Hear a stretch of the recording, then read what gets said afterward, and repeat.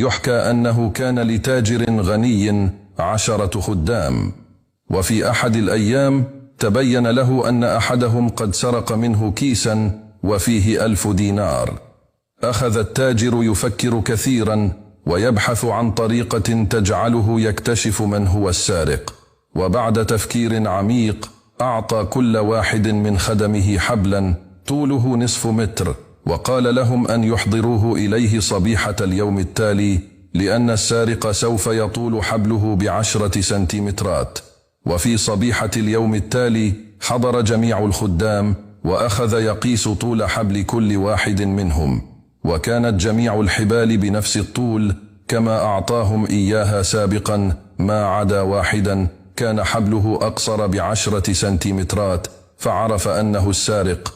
والذي حصل هو أن هذا السارق قام بقص 10 سنتيمترات من الحبل، ظنا منه أنه فعلا سيطول ب10 سنتيمترات.